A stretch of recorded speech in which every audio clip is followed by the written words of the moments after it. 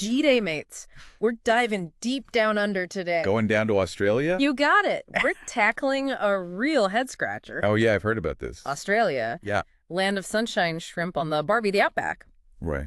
But when it comes to their economy, it's like a bit of an identity crisis. Yeah, it's a strange one. They've got this rep as the clever country. Yeah. Top-tier education system. Absolutely. Number 4 globally. Amazing universities. But then you look at the numbers for their economy, economic complexity. 93rd in the world.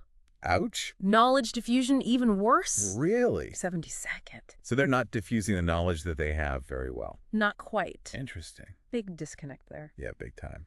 So how do we make sense of this? Well, our source today is Australia, the confused country. And they're jumping right into this, calling it a national cognitive dissonance. What does that even mean? Well, imagine this. Okay. You ace a test. Okay, I've done that before. But then when you actually have to use that information, Yeah. complete blank. Oh, no. That's kind of like Australia right now.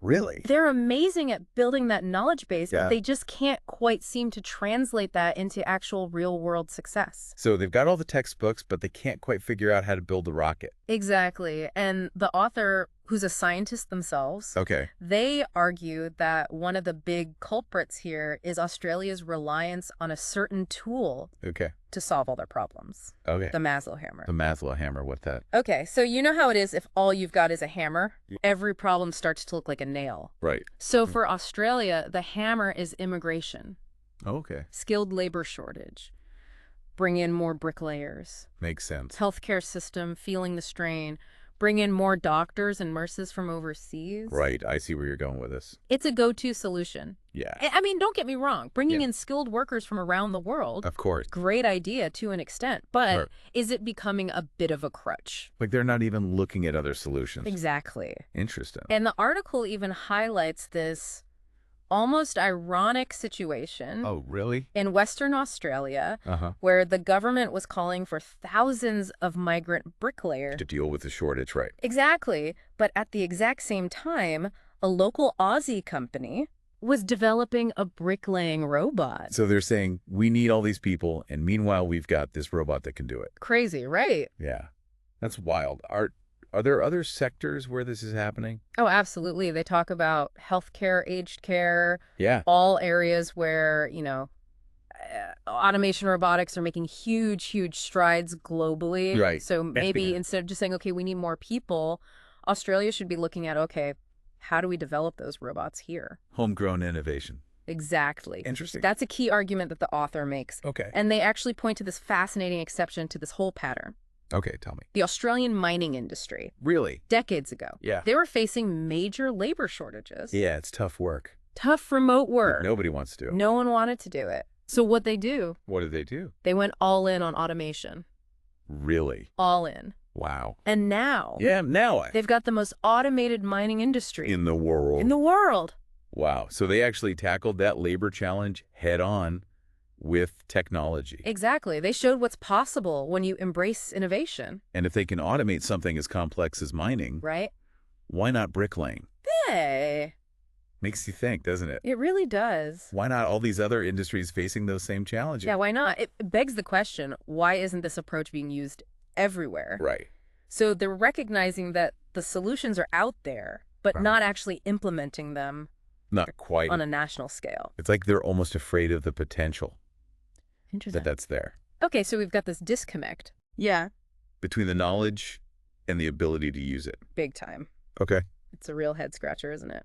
Speaking of missed opportunities, Yeah. the author brings up this big Jobs and Skills Summit Right. happened recently. Yeah, I think I read about that. What was the deal with that? What went down there? Well, I mean, the whole point of the summit was to try to tackle these workforce shortages. Right. Lots of talk about education and training naturally, Makes sense. but there was also this big emphasis on immigration. Okay. And that's a problem because... Because AI and robotics were barely even mentioned. Seriously? Yeah, it's like they were planning for the future of work. With one hand tied behind their back. Exactly. I mean, come on. This is AI and automation we're talking about. I know, right? Transforming industries globally. It's like trying to hit a moving target with a blindfold on. The irony is, at the Yeah. same time as this summit was happening, Yeah. something else was also going on. Okay, what's that? The development of the second Australian robotics roadmap. Hold on.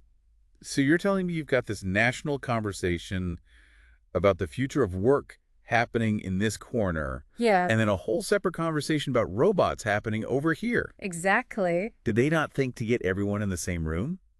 Apparently not. It really highlights that national cognitive dissonance the author was talking about. It really does. It's like two parts of the country operating on totally different wavelengths. Bizarre. Okay, so we've got this robotics roadmap Yeah. that's got to count for something, right? Well, it does at least show that someone's thinking about it. The author actually calls it a jobs and skills summit for robots. I love that. I know, right? But is it enough? Right. That's the question. I mean, a roadmap only gets you so far. You got to put in the miles. Exactly. Are they actually putting these ideas into action? Okay. And this all ties into another point the author makes. Okay. This time it's about all the talk about building a future made in Australia. Right. Prime Minister Albanese's whole thing. Exactly. He's always talking up green technologies, batteries, solar panels. Yeah, very future forward. Right. All about that. Okay, but where do robots fit into all of this? Did they make an appearance in this vision of the future? They did. He actually mentioned robotics Okay, as playing a key role. so at least they're on the government's radar. They are. That's a start, right? It is. But then the author hits us with this. Hit me. Will our future made in Australia be made with the assistance of migrants or robots? Oh. That's a quick question. It's a big one, and I don't think it's a simple either answer, is it? Definitely not. It's about finding that balance. Yeah, that sweet spot, knowing when to invest in automation Right. and where those human skills are irreplaceable. And maybe more importantly, having an actual plan for how to get there. Absolutely. So we've laid out the problem. Okay. Australia might be stuck in this loop, Yeah. relying on those same old solutions, Right. overlooking the potential of things like robotics and automation. Yep. But if they really want to break free from this national cognitive dissonance, Yeah. what needs to change? Big question. Where do we even begin to untangle all of this? Well, the author actually wraps things up Yeah. with a few really interesting thoughts. Hey, I'm listening. First, they share a personal anecdote Okay. about their own experiences working as a scientist in Australia. Okay, in the mining industry, right? Yeah. Actually, Interesting. Okay, tell me more. All right. Okay, tell me more. so they actually got some pretty blunt advice when they started working in the mining industry. Okay. Drop the doctor from your business card. What? Seriously? Yeah. Like, it's a bad thing to be smart in Australia. It kind of speaks volumes, doesn't it? Yeah. There's this underlying discomfort with intellectualism. Like, practical experience trumps everything else. So it's not just about robots or immigration. It's like a deeper cultural thing, almost like Australians are underselling themselves. That's the vibe they get. Wow. And to drive this point home, the author talks about presenting their work at a tech conference in Germany, Okay.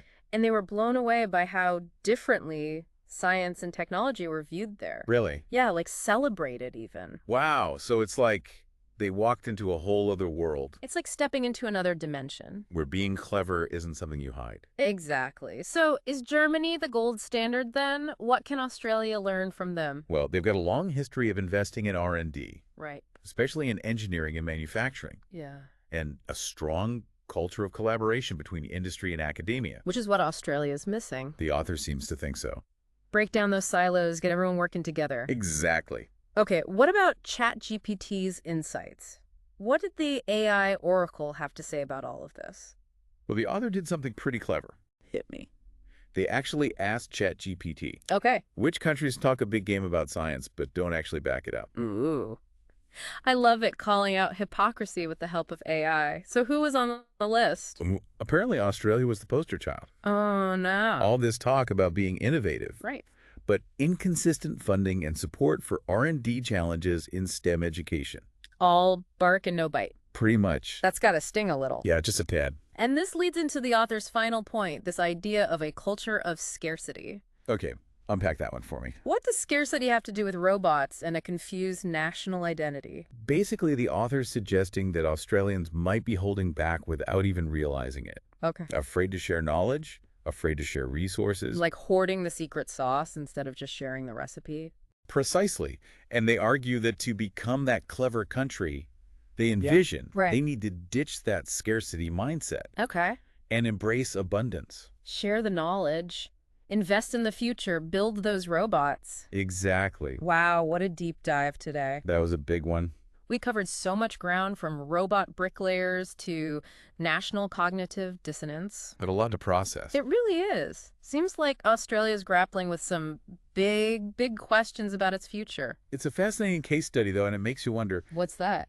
how many other countries are facing these same challenges. Especially in an increasingly automated world. Exactly. Everyone's trying to figure out this whole human skills versus robots thing. Right, so is Australia the clever country or the confused country? The jury's still out on that one. It really is. But what's clear is that to unlock their full potential, they might need to embrace a little more of that homegrown innovation and rely a little less on those familiar hammers. Couldn't agree more. Food for thought, listeners. Until next time, keep those brains buzzing.